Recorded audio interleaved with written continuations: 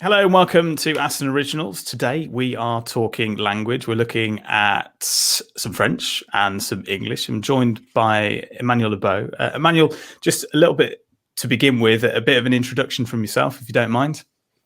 Okay, so I'm a reader in French language and linguistics at Aston University. I'm a linguist, I'm a trained teacher, and I'm currently the director of the Aston Center for Applied Linguistics. Excellent. Okay, so this is a conversation that's been pretty much 1,000 years in the making, by all accounts. Yeah, isn't there? No. 10 centuries, and English and French are quite a close relationship. But if we can start at the beginning, because it is a very good place to start, and let's talk about Edward II. Yeah, so when Edward II died without an heir in 1066, what happened is that the English nobility decided to put somebody on the throne, Harold, but he was not a relative, so he didn't really have any right to be there. And there was somebody else with a family connection. It was William of Normandy. He was actually a relative because his great aunt was the mother of Edward II. So basically, he had some right to the throne, and he came over to claim his rights. So everybody knows about the Battle of Hastings in 1066. He won, and he was crowned King of England on Christmas Day, 1066. But interestingly, at the time, he was the vassal of the King of France, because Normandy was under the rule of the French king. And that battle, it's something that's synonymous. We would have learned through history, Battle of Hastings, and it did trigger a profound change. I mean, you mentioned Christmas there, and I think William the Conqueror put an end to Christmas at one point, didn't he? I think in terms of celebrating it. Yeah, well, the thing is that there were indeed profound changes, because the fact is that when the Normans came over, they just took the possessions and the function of the Anglo-Saxon nobles and clerics and took them for themselves. So what happened is that basically the society changed completely, and the contemporary language, English language, still reflects that state of things.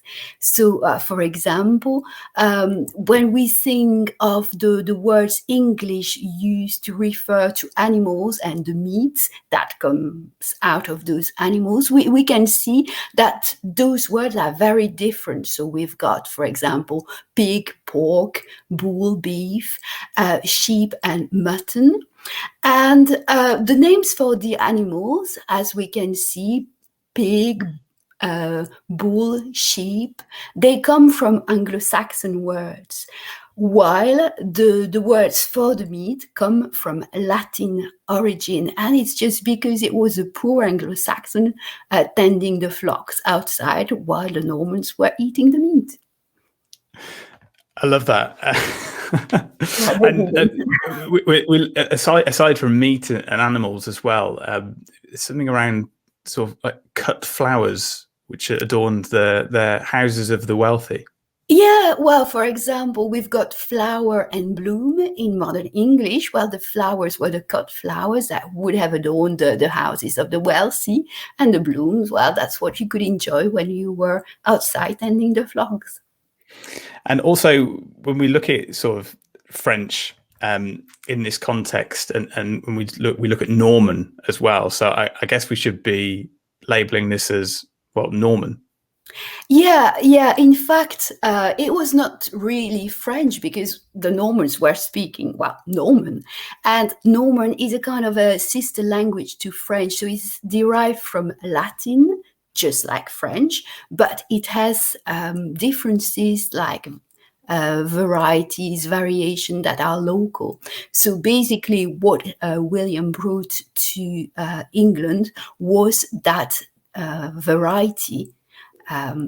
And that variety had specific features that made it different from French. For example, when you had words that were derived from Latin words in ca, for example, well, they would have been pronounced differently.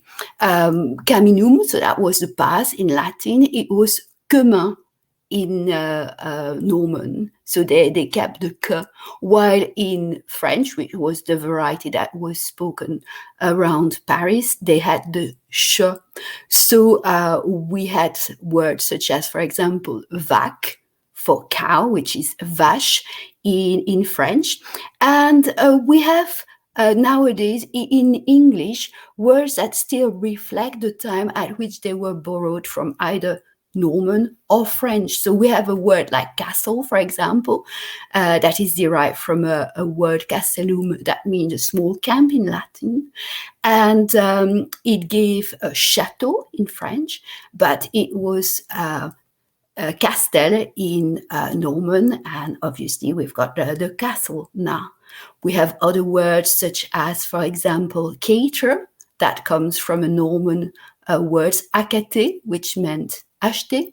So as you can see, we can still date words from the way they are pronounced. And then we have other words that came later, like, for example, charm or chapel. There you've got the ch sound. So that came from the French variety.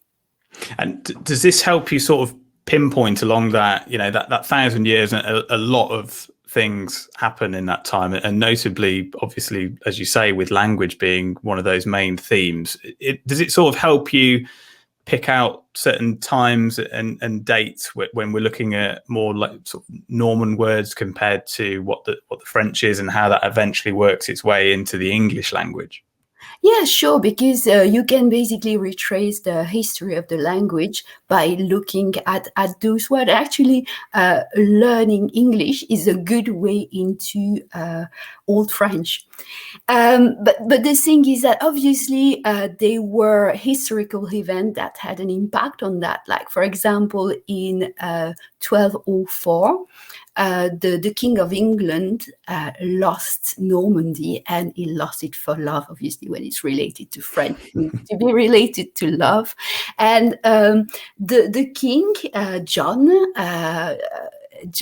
Sans Peur, as it is called in French. So he's often known as John Lackland for that very reason in English. Well, he was a bit naughty because he had found a beautiful girl, Isabelle d'Angoulême, but unfortunately she was already betrothed to somebody else, who was Hugues de Lusignan, who was part of a very wealthy family from Poitou, but he married her nonetheless. And the King of France, who was the boss of the King of England, decided to punish him, and he took over Normandy. So obviously the Norman influence started to decline a bit, but French influence, like around Paris, grew, and there were lots of words that came through that other variety derived from Latin.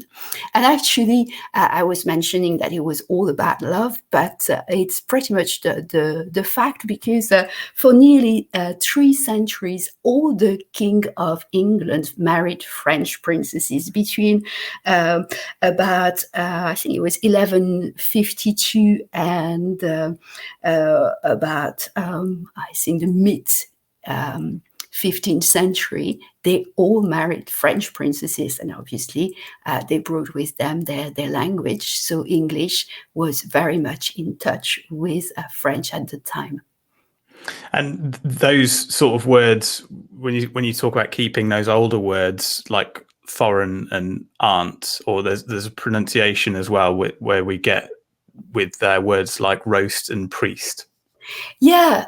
As I was mentioning earlier, for example, in Old French, there was a time where the S were pronounced, like in forest, which is forêt now, and obviously that disappeared in French, but in English, they kept the old pronunciation, the pronunciation from the time where it was introduced in English.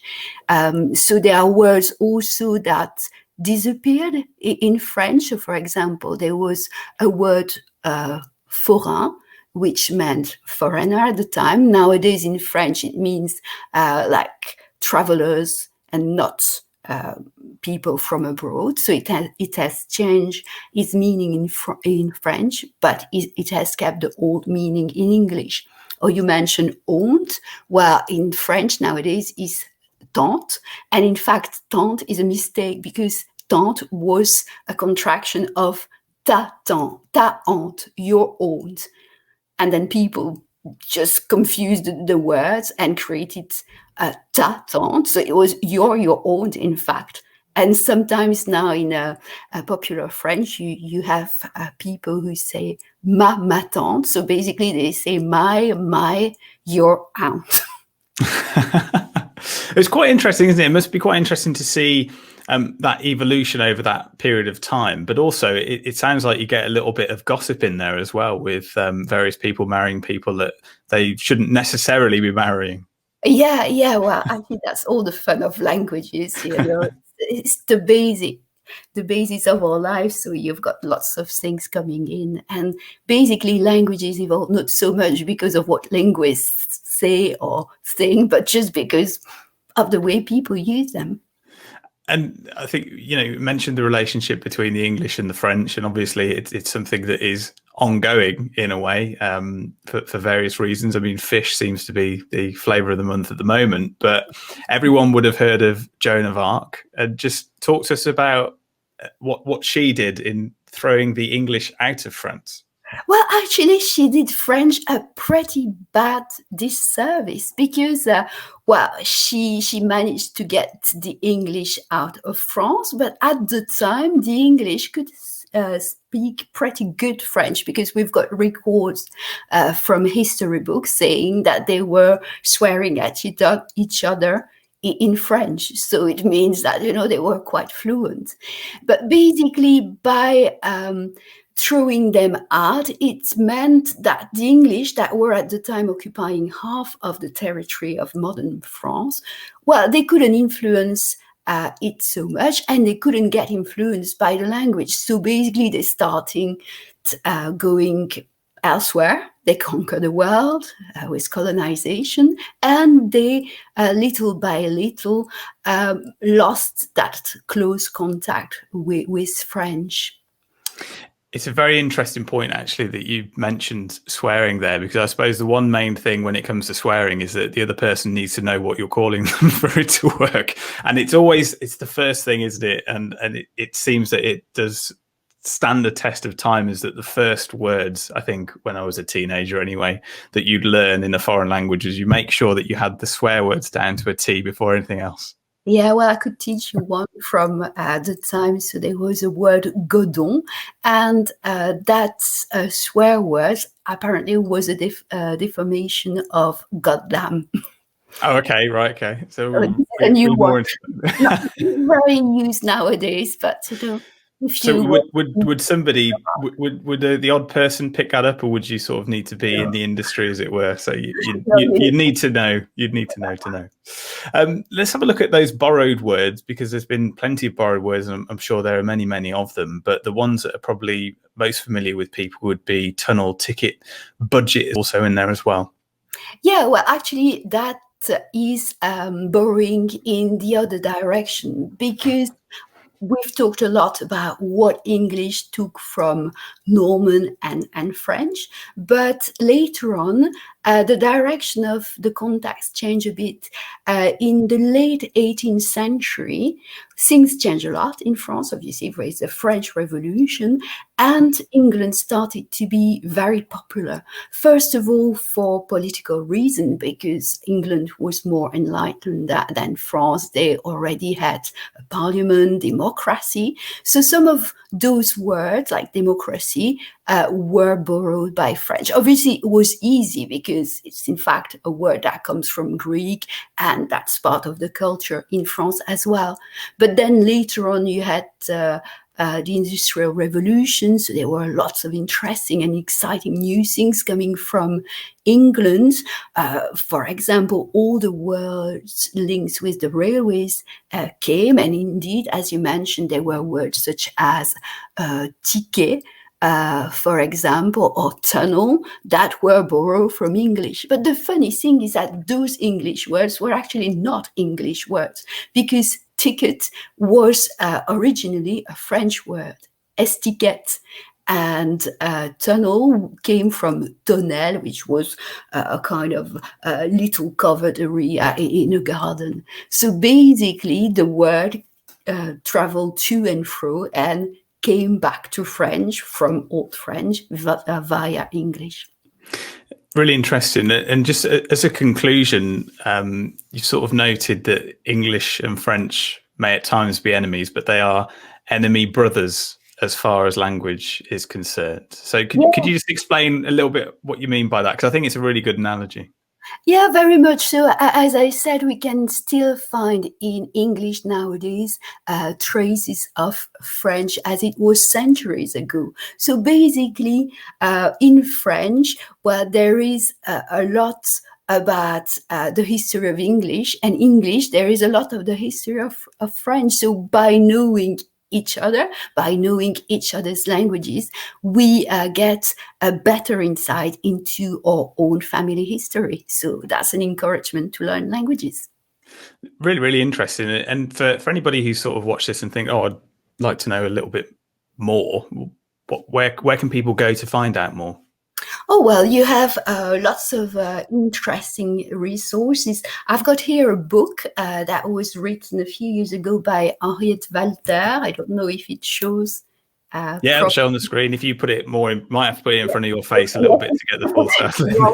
Yeah, that's perfect. Perfect. It's only soi qui mal y pense, which is basically the motto of the Garter Order, and that retrace lots of the history between French and English. And also you have lots of websites by enthusiasts who like to collect words, people in Normandy doing some collection of words and history of the language there. So if you're interested, there are plenty of things there. Talk about family history and things like that. Have you found anything interesting regarding your family history? Was there any English roots that you found, or did a great great grandfather marry a princess at any point? I wish, but I think I'm the ancestor, and I'm starting the relationship between French and English myself. So ask my great grandchildren, and maybe they say, "Oh yes, my great grandmother was a very famous linguist at Aston University." Well, we hope so, of course. Now you are on Twitter, so for anybody who maybe wants to get in touch and learn a little bit more, what's your handle? Oh, it's Labeau. Excellent. Okay, I will put that in the comments description down below. So if you do want to go and check it out, or do want to sort of touch base with Emmanuelle, I'm sure you'd be open to doing that. But otherwise, we'll say thank you for joining us. Really, really interesting discussion there about French and English, and we hope that evolution continues into the future, so that the great grandchildren have something to talk about. That's great. Thank you very much, Sam.